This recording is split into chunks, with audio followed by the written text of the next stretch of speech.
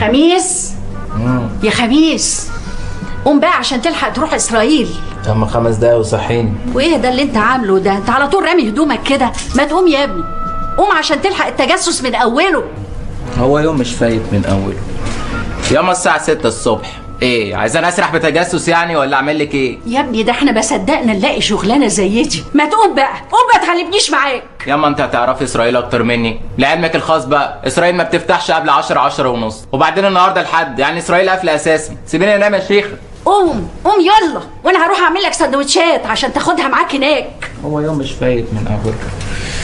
يلا مدام صحيت بقى اروح ابيض المعلومات الغلط اللي هديها لهم عن مصر. قلم هبله باين عليها ولا ايه؟ مش فاهم. بقول لك ايه يا خميس، انا عايزاك يا حبيبي قبل ما تروح اسرائيل تفوت يا ابني تدفع لي فاتوره التليفون، احسن بقالنا 4 ايام دلوقتي استقبال. ولا يهمك يا قمر، ما كده كده المساعده هو اللي بيطلب يا جميل. ايه ده؟ خميس ما تنساش يا اخويا فاطمه اللي نفسها فيه تجيبه لها. يا دي النيله، وانا مش جايب لها الفراخ الشمورته اول امبارح ولا هي شغلانه يعني؟ شمورته ايه يا ابني؟ الله انت ناسي مشكله عينيها؟ عينيها هو الموال الاسود بتاع كل يوم. هو انت لازم تفكريني يعني؟ يا خميس يا ابني دي عينيها. الله، ما انا قلبت الدنيا ولا هي لازم يعني تلبس لانسز خضرا ولا ايه؟ مش فاهم انا. طيب يا اللي على الباب. طيب اهلا. العواف. الله يعافيكي. ازيك يا ست ام الجاسوس؟ اهلا ازيك يا حبيبتي؟ ازيك يا ام محمود؟ اتفضلي يا حبيبتي اتفضلي. يا اهلا وسهلا، منوره الدنيا كلها. منور بيك. ازيك وازاي البنات؟ بخير يا اختي تعيشي. يا مرحب. الا معلش يا حبيبتي بنتقل عليكي. عملتي لي ايه في موضوع الواد محمود؟ الواد يا قلب امه من ساعه ما خد دبلون الصنايع يا اختي وهو قاعد كده في البيت، لا شغله ولا مشغله، مالوش يا اختي غير ينكف في اخواته البنات. والنبي يا اختي انا كلمت لك اسم النبي حرصه وصينه ابني، بس قال لي ان هما مستكفين دلوقتي ومش محتاجين يا اختي جواسيس غير اول السنه ان شاء الله. يا لهوي، والواد ابني يا قلب امه هيعمل ايه يا اختي من هنا للسنه الجايه؟ خليه يتمرن. يتمرن؟ يفتلك على اخواته البنات. ايوه النبي فكره.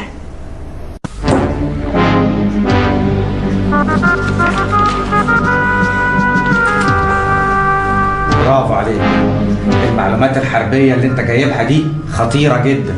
انت متأكد منها؟ الا متاكد، ده انا شايف يارا بعيني ديت وهي بترمي زبالتها في منور ام ايمن يا شيخ.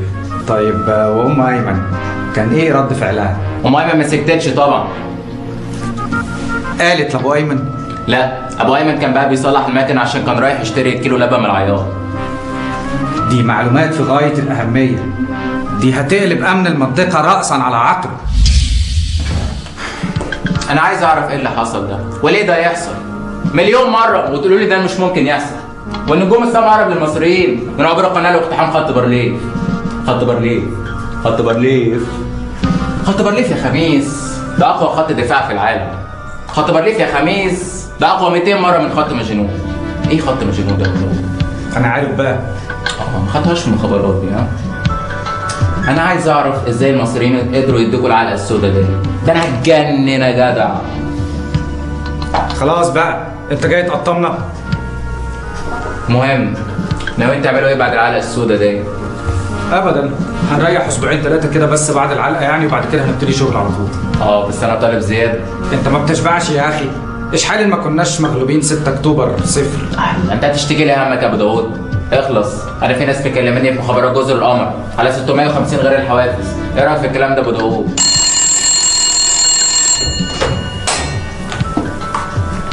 الو. ايه مخابرات جزر القمر؟ ما انا اللي مديهم النمر. الو، انا خميس يا حبيبي. جمعه والسبت اجازه وهتدوني شقه في اسكان المخابرات المتوسط عندكم. ده الحلاوه دي. خلاص هنزودك. هو ده الكلام. المهم احنا علشان نقدر نعوض الخسارة دي احنا لازم نديك اخطر جهاز تجسس، موبايل ب3 كاميرات. انما ايه، ما حصلش في منه عدة واحدة بس في العالم عندنا. يا عم بلا نيلة، ده مرطرط في شارع عبد العزيز. ديك الصيني يا عم، بتفهم بقى. خميس احنا علشان نقدر نديك الجهاز ده احنا محتاجين نطمن على اعصابك. اخلص، هتقعدوني على جهاز كشف الكذب امتى؟ يا خراشي انت عرفت منين؟ انتوا فالحين في حاجه، رضا زكريا قال لي من 3 حلقات. يخرب بيته ما بيتبلش في بقه فوله. خلي بالك اي سؤال هتجاوب عليه غلط احنا مش هنديلك الجهاز ده، عهده. احنا لازم نطمن يا خميس.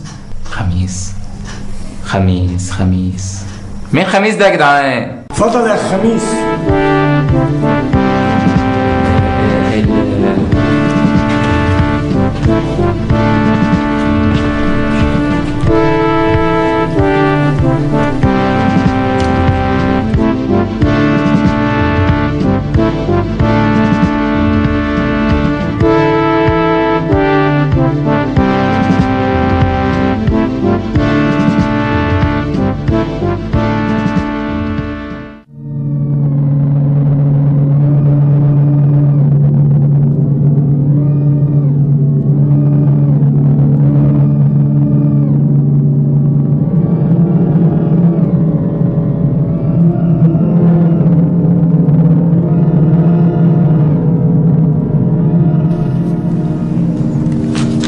لان انا بذاكر دروسي قدام البحر. عشان تبل صباحها قبل ما تلبس صفحه. بتحب فاطمه؟ امال ليه مقضيها مع ابوك؟ عشان بتلبس بضاعات جامده. امك اسمها ايه؟ حنفي. وابوك اسمه ايه؟ حميدو. قابلت سعيد عفيف امبارح؟ ليه؟ انت مطمئن فيها كان بذرة. حتى مطمئن وانا اعدهم لك. اخبار وفيق ايه؟ كويس، بيسلم عليك. كلت طعميه مستورده؟ محلي ولا مستورد؟ المانجا لونها ايه؟ محلي ولا مستورد؟ سافرت امبارح فين؟ الكبرياء القط الاسود. مين اللي خد الدوري؟ الاهلي طبعا.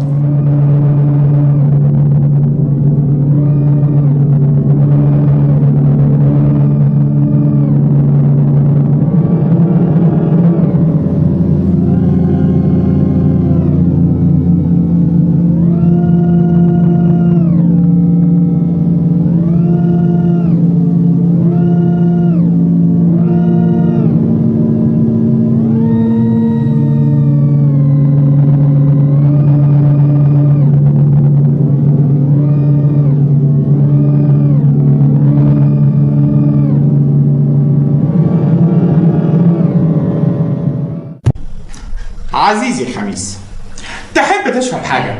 يا ريت مظبوط هم جايين. كافيه حزاك. بس يا ريت والنبي وحياة ابوك حزاك ودبل يعني.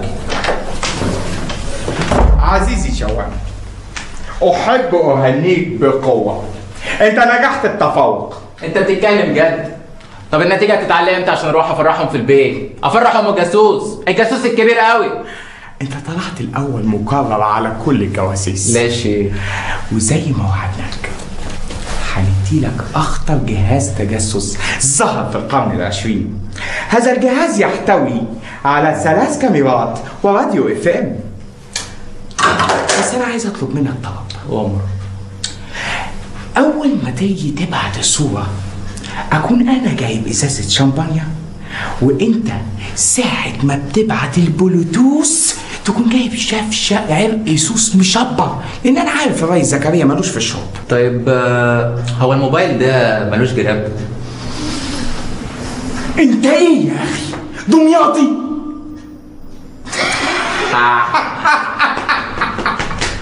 بيتك جدعان.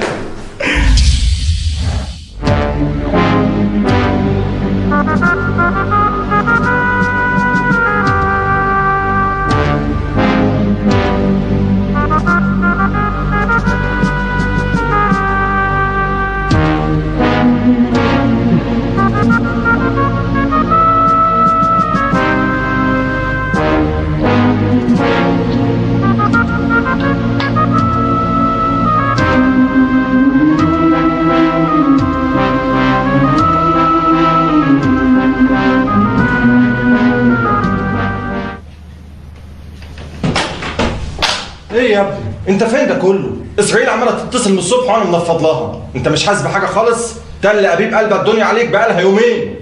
ريس زكريا، اللي قدامك ده اقوى انواع التنج البرتقال المعطق في تل ابيب، المستخرج من شجره الزقوم المنيله بنيله. طب يلا بقى صب لنا شوبين عشان نبعت المسج. ده كلام كبير قوي.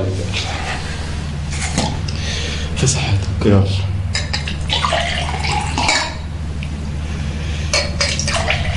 لا الجنين يعني مش خلاص كده تمام قوي، هدوم العز. اسمحوا لي أن أهنيكم وأهنئ نفسي ونحتفل بشب من الشامبانيا. حد عايز؟